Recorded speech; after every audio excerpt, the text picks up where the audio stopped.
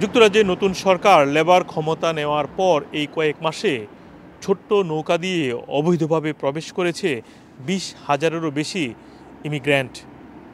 সরকারি একটি তথ্য সোমবার প্রকাশ করেছে। এই তথ্য অনুযায়ী এখন পর্যন্ত মাত্র এই 5 মাসে ছোট্ট নৌকা দিয়ে ইংলিশ চ্যানেল পাড়ি দিয়ে প্রবেশ করেছে 20,110 জন।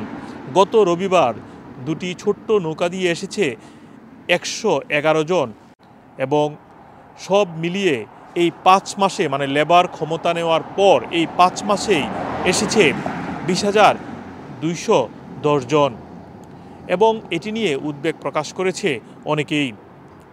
এছাড়াও গত বছর এই সময়ে ছোট্ট নৌকা দিয়ে অবৈধভাবে প্রবেশ করেছিল মাত্র 17,000।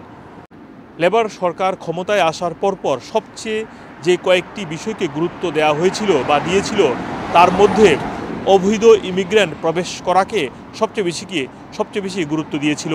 তারা বলেছে যারা স্মাগলিং করেন, বিশেষ করে এই অবৈধভাবে প্রবেশ করার সাথে জড়িত তাদেরকে ধরার জন্য নানা পদক্ষেপ হাতে নিয়েছিল।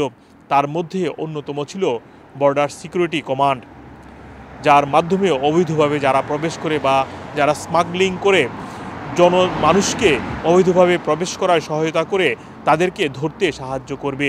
কিন্তু তার ব্যতিক্রম ঘটেছে। এরই মধ্যে এই 5 মাসে রেকর্ড করেছে। যদিও 2022 সালে সর্বোচ্চ পরিমাণে এসেছিল অবৈধ ইমিগ্র্যান্ট।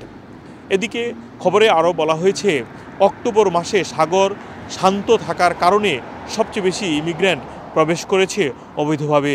এই কারণে গত 5 মাসে এই সংখ্যাটি বৃদ্ধি পেয়েছে। এদিকে কিয়ার স্টারমার বলেছেন যারা এখনও যুক্তরাজ্যে অবৈধভাবে প্রবেশ করছে সেটি ঠেকানো তার সরকারের সবচেয়ে বড় চ্যালেঞ্জ।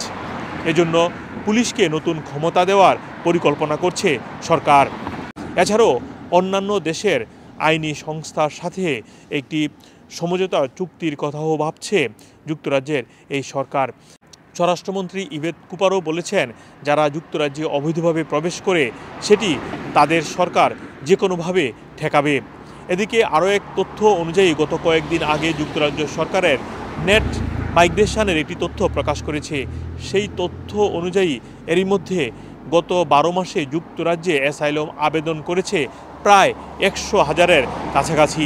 তাই নতুন সরকারের অবৈধ অভিবাসী বা অভিবাসন নীতি ঠেকানোর যে পরিকল্পনা সেটি কতটুকু সম্ভব হবে সেটি অনেকটাই প্রশ্নের মুখে পড়েছেন এই 5 মাসে। মোহাম্মদ আব্দুল হান্নান, 2A নিউজ, যুক্তরাজ্য।